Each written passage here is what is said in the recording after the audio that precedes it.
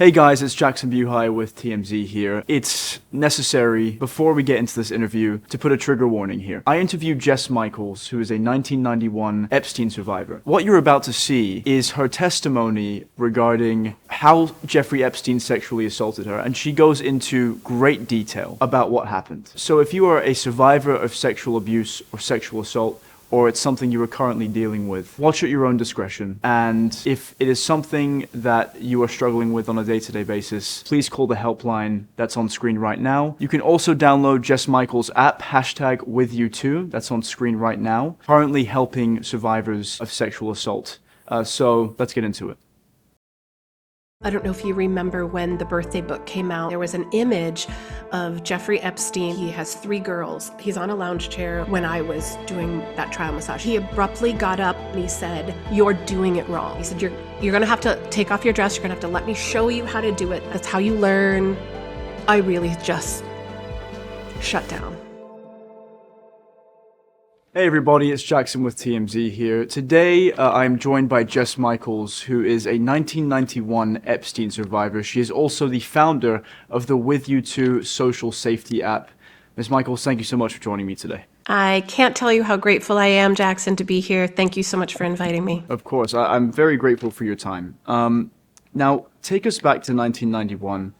Who were you before Jeffrey Epstein, and how did he make his way into your life? In 1991, I would say July 8th, 1991, the day before I was raped by him. 1991, I was 22 years old. I was a thriving professional dancer. I was working all over the world. I had just come back from Tokyo, where I was doing modeling contracts, TV, movies, dancing with the company 6 days a week. I was happy. And in a career that is extremely competitive and very difficult to thrive in, I was thriving. And I come home from this contract in Tokyo, and my roommate tells me she's working for this wealthy Wall Street guy. So this roommate of yours tells you about this Wall Street guy, and when she's describing him, what does she tell you? She tells me that she's been working for him for about 6 months. She's very complimentary, very respectful of him, seems to really like him. He is training her to be a masseuse. We didn't really call it massage therapist back in 1991, and the licensing was ambiguous back in 1991. So he was training her in all of these supposed international massage techniques. And because she was also a professional dancer, Jakson, I want everybody to understand that was not uncommon for us to have different side jobs while we were auditioning. We could do massage, we could do photography, we could do makeup, we could do waitressing. A lot of people did temp work, but finding a side job that would allow you to audition, allow you to be able to run off and take a contract and not lose your position in that career was really rare, and she had found it. This man seemed to care about dancers, want to help advance her career, and she was making a ton of money, traveling around the world, and learning this new skill and being paid to learn it. And was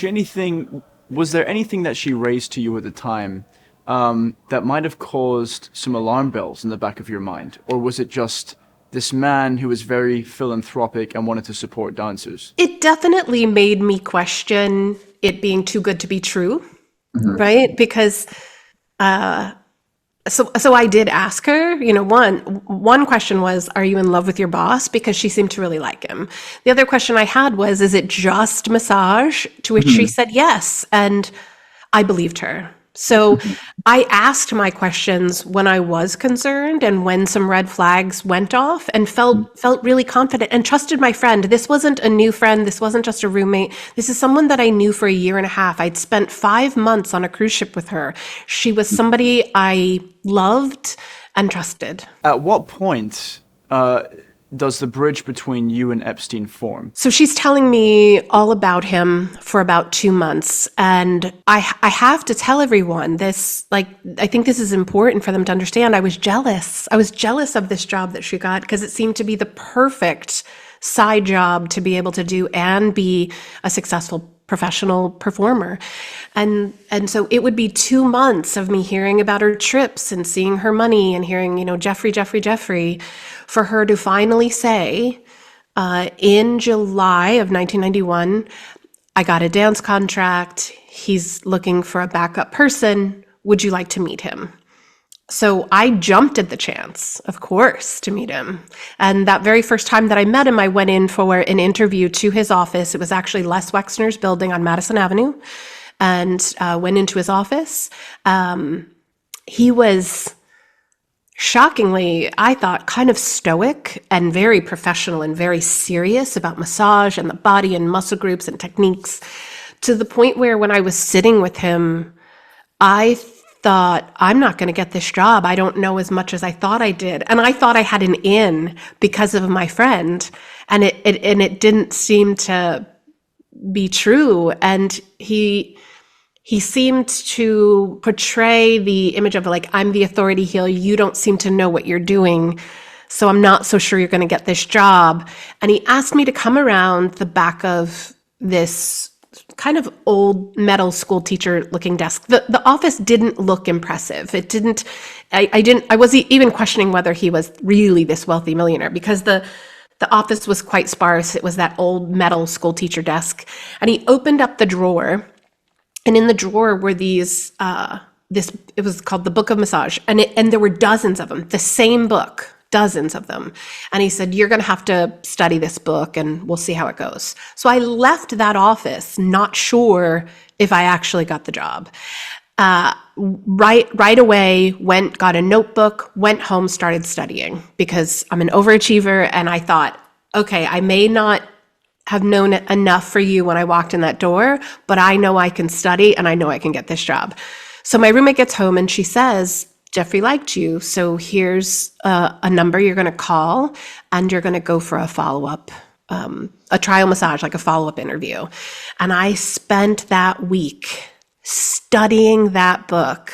I filled a notebook with all of my notes, and I created a tiny cheat sheet for me to bring to the follow-up interview. What I'll point out is I've interviewed multiple Epstein survivors over the course of this month, and there is there's a common trend I'm noticing to where he'll create this barrier to entry when he'll meet his victims, and he'll go, actually, you're not good enough to be around me. And he'll get them to do certain things, whether it's reading a book or researching something, to create this idea that it's a privilege to be around. Yes, that is a wonderful way to say it. And I would say I've started to develop my language in studying my own trauma and my own experience. And he had to establish authority. He had to establish a sense of authority and a sense of hierarchy. And like you said, a barrier to entry. That's exactly what it felt like. And it felt like I was going into the second interview to prove myself. I had to prove to him that I was worthy to be there. Exactly.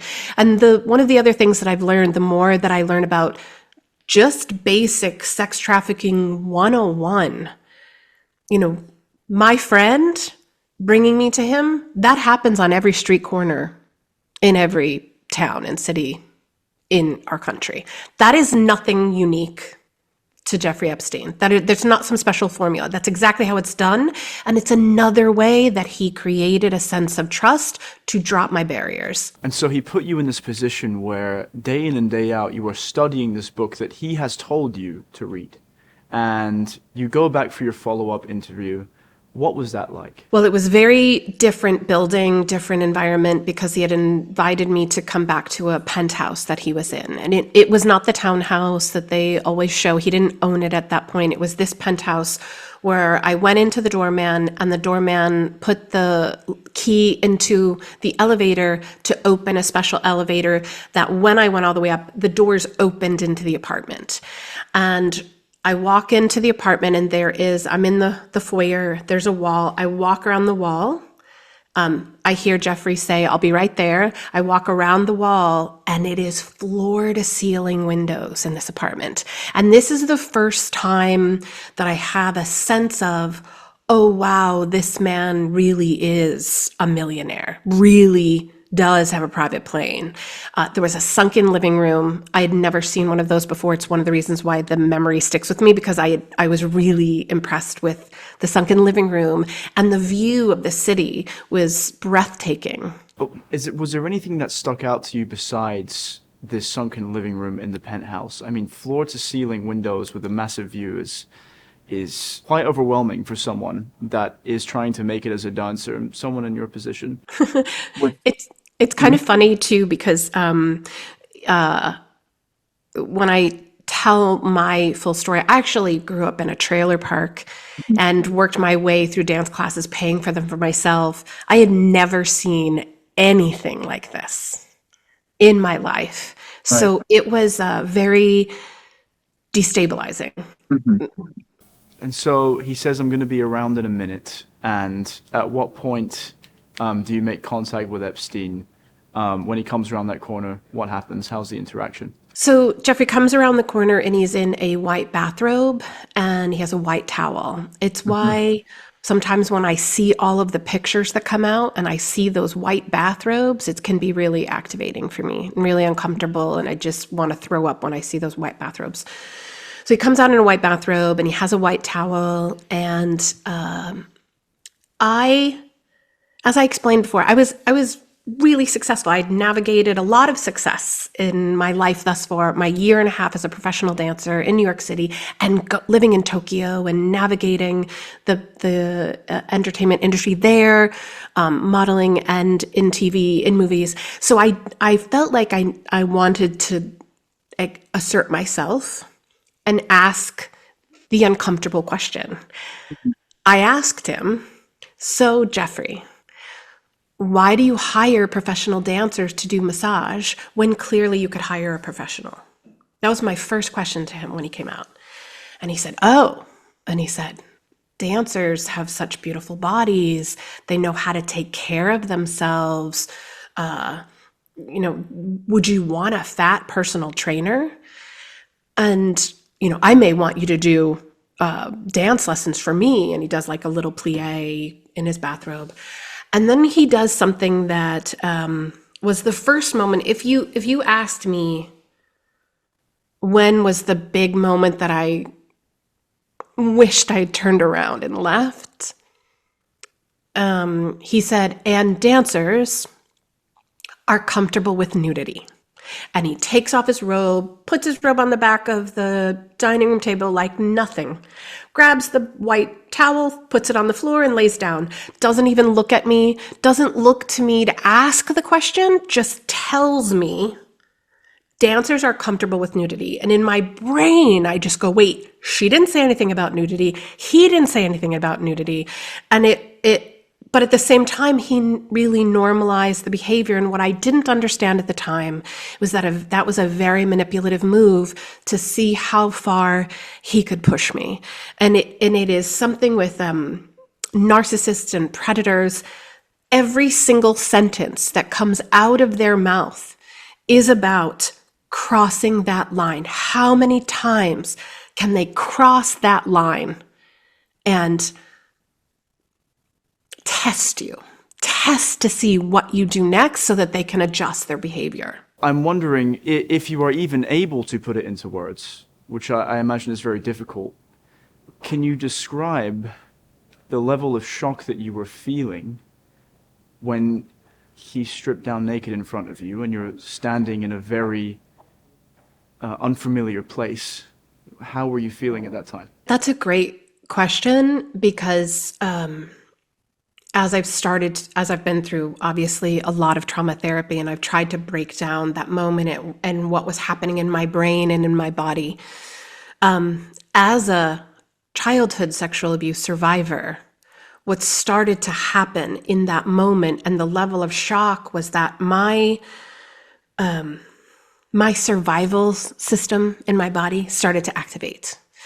And what that can do is you start to shut down and just dissociate just a little bit. And I noticed that I just lost a tiny sense of time. That's the only way I can express. Like I started to lose time. in that moment. I started to shut down a little bit and lose time. And that is for me, was the beginning of a massive just freeze and dissociation. And I don't mind sharing it. I actually share my story because it took me 30 years to understand that what happened was automatic and involuntary when I froze. And I think that what we know from the research is that to freeze is the most common response. So I'd like to share that. I'd just like to go on, if that's okay. Absolutely. So I grab my cheat sheet. I'm definitely uncomfortable. I kneel down and I start telling him all that I learned from the book. I start to be the perfect little student that I can sometimes be. I'm very detailed, and I share the names of the muscle groups, and I go through the different hand positions, and I tell him I've created a whole choreography of how the massage would go. And this goes on for a little while, and we're chatting, and the conversation starts to devolve into sexual jokes. As a matter of fact, I don't know if you remember when the birthday book came out, and there was an image of Jeffrey Epstein that somebody had drawn where he has 3 girls. He's on a lounge chair. One is at his head, one is at his feet, and one is in the middle. And that was extremely activating for me. I was very upset the whole day when I first saw that image, because he said that exact joke to me that day when I was doing that trial massage. He said, oh, yes, and massage is very different in other countries, and sometimes, you have 3 women massaging you at the same time, one at your head, one at your feet, one in the middle, ha, ha, ha. And so that would be my second moment when I just started shutting down and getting scared. A few moments after that, he abruptly got up and his whole personality changed, and he said, "You're doing it wrong. You're doing it wrong." And I immediately thought, I'm not going to get this job. That was the level of discontent that he expressed. He wasn't angry. It was just a personality shift because he'd been so friendly before then. And he said, you're going to have to take off your dress. You're going to have to let me show you how to do it. That's how you learn massage. You're going to have to let me show you on your body. And he said, it's just professional. It's not a big deal. And he normalized it in an annoyed voice. And that I really just shut down. I think this is a really important point for the people in your audience to understand. There's a part in trauma responses, it's not just freeze, it's called fawn or appease, where your body shifts from the prefrontal cortex and being able to make decisions, and that part shifts out into survival mode, and we appease, and we can freeze, and we go along with what's happening, not because we chose it, but because our body recognized we were in a really dangerous situation. It's kind of like the sentiment is a deer in the headlights, right? There's also, like, people say, play possum. The possum isn't playing, it isn't a choice. That possum's body just shut down. It happens in animals, it happens in humans. It's really similar to when you put your hand on a hot stove and it automatically bounces off and you don't have to think about it. There's a defensive part of the body that is constantly searching and noticing whether there's danger, and it activates the minute it senses danger and decision making is gone. So Jakson, I took off my own dress. And what a lot of our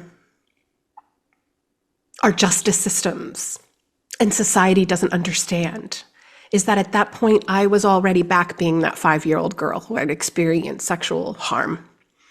And I laid down, and then I started to freeze and disappear. The way I describe it is that I didn't, a lot of people talk about how they leave their body when they dissociate, and that didn't happen to me. I kind of fell backwards, like into darkness, and I describe it as I kind of fell backwards and into myself, and things started getting black, and I was falling farther and farther away from the scene of the crime. And I didn't want what was happening. And I wasn't saying anything. I didn't scream. I didn't fight, and I didn't run. And he raped me.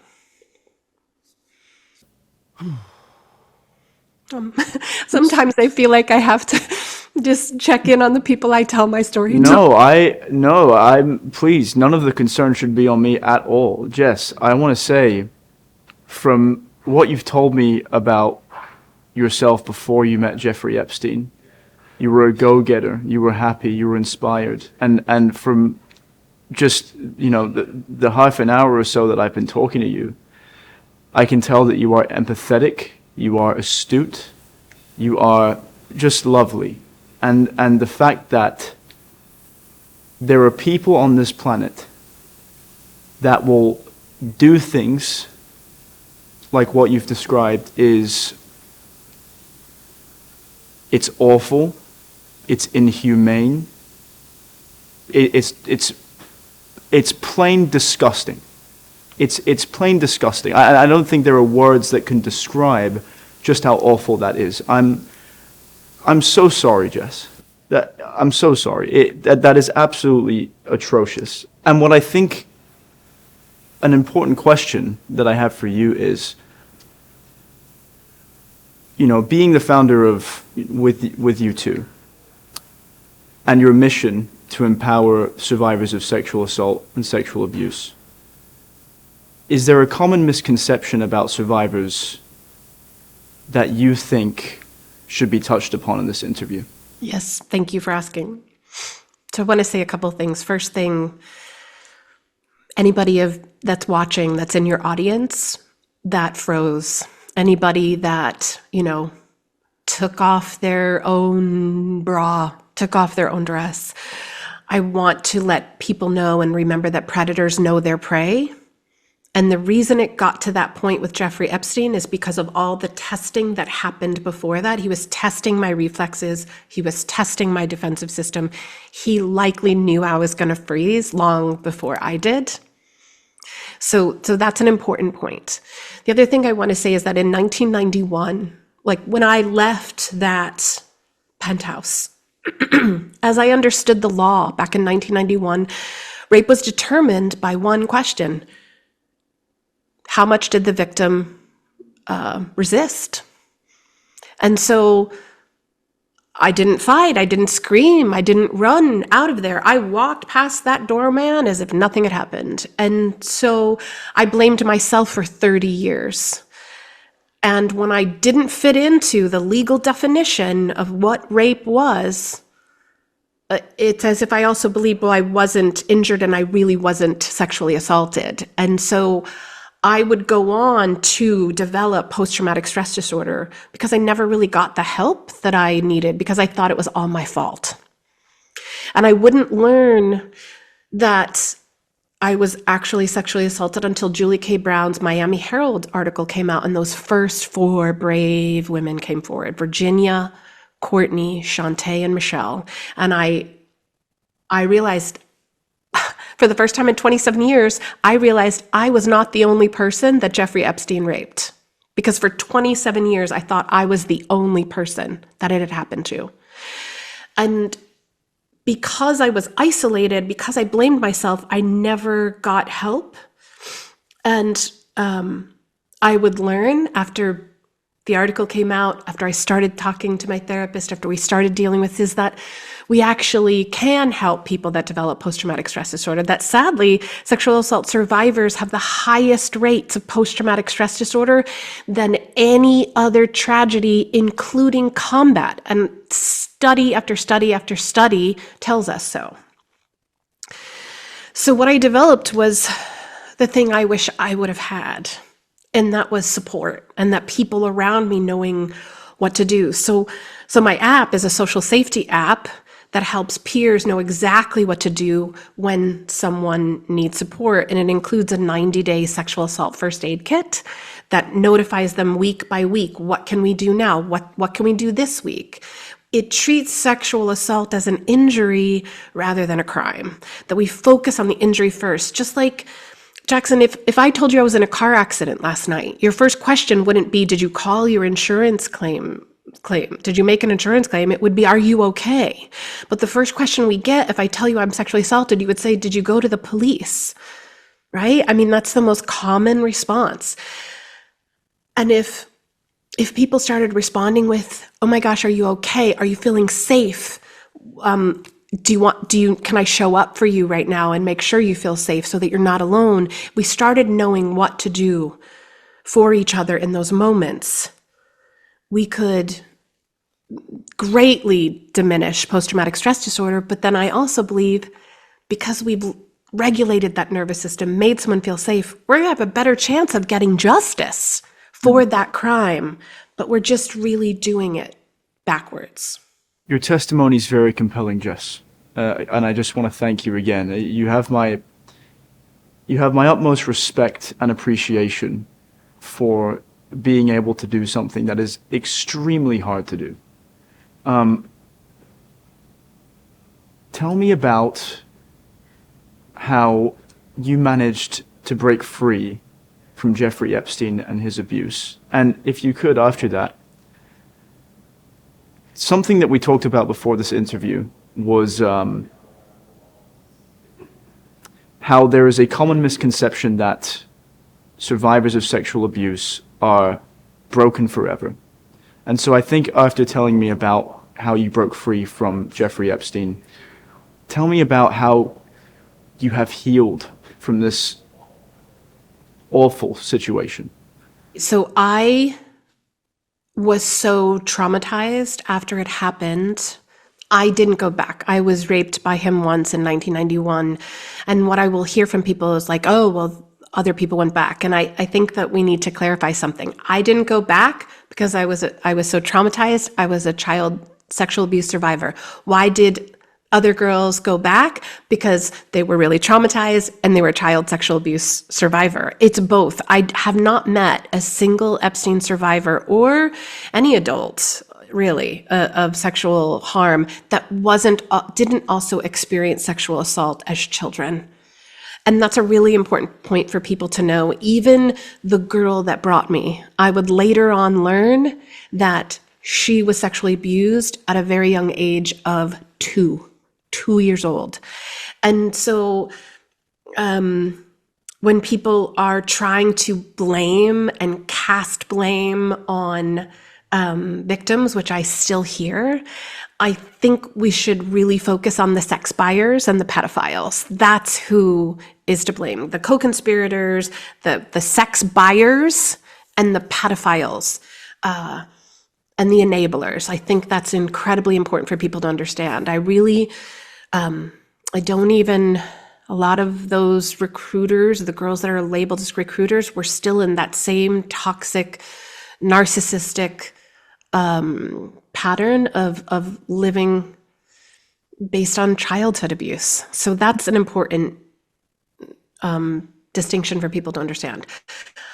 I also happen to have an incredible trauma therapist. And when I started doing trauma therapy, one of the things that we targeted was that my body has a response to trauma. It's very physical. I freeze. I can freeze up when I'm very activated or triggered by something. I am stuck in a functional freeze where I'm dissociated, or I am literally on a couch and incapacitated by my emotions for hours or days.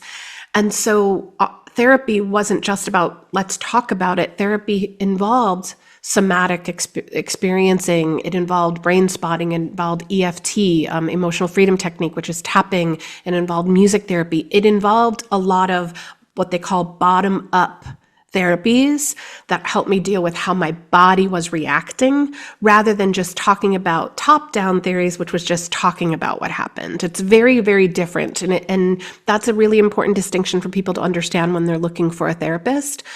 And I would say I haven't healed, but I am healing and I am thriving now. And that is an important distinction, because what that event did for me back in July 9th, 1991, was I became a shell of myself. Because I really believe that if anything had ever happened, I would I would be able to protect myself. I would be able to fight him off. I believe nothing could happen to me because I was strong, physically strong and emotionally strong and mentally strong. I would be able to fight. But the body has different ideas, right? So I lost all sense of trust in myself and who I believed I was in the world at a really crucial age of 22 years old when you're launching into the world as a new adult. It's a critical time in development. And I cowered and became, like I said, a shell of myself. And I call it kind of like a mouse of a girl in comparison to who I was becoming. And what I've learned from healing is that I'm getting so much closer back to that 22-year-old girl who was brave and bold and who knew how to stand up for themselves. That's what healing has done. So it's a continuous journey, but I'm bridging that 30-year gap from what I became to who I was. Jess, if you could send a message to girls that are currently experiencing what you did, and they were wondering how they could seek help or wondering how they could follow in your footsteps of healing, what would your message be? Well, first they should download my app with you. It's called #WithYouToo, and we're in public beta testing right now because in it is a 90-day protocol for the supporters of a survivor. Because what we know about trauma, researcher Peter Levine says trauma is not just the event. It's the absence of an empathetic witness. And what survivors that are listening to me need to know and find is an empathetic witness who will be there with them to help calm their nervous system, make them feel safe, and hold their hand while they call a crisis center, hold their hand while they find a therapist, a good trauma therapist, hold their hand as a peer and as a supporter while they go reach out to strangers like crisis centers or advocates or hotlines or therapists or counselors or support groups, so that they don't have to do it all alone. They actually have someone with them that is that bridge to getting other help. Before we end this interview, Jess, I just want to commend you on behalf of our audience for being able to turn such a tragic event into something so beautiful, into something so positive, into something that can help other people. I think it's absolutely amazing, and I think it's so admirable. So thank you so much for joining me today, and you were absolutely fantastic. Thank you for your testimony. Jakson, thank you so much for having me, and thank you so much for being a leader for young men and being someone that will sit with and listen to a sexual assault survivor story with empathy and non-judgment, and being willing to center that story while we're doing this interview. It truly is admirable, and I'm really honored to have been here with you today. Thank you. I'm honored that you were here. I'm so honored that you were here. That's all I have to say. And I'm honored that you would sit down and talk to me. So thank you so much. Thanks, Jakson.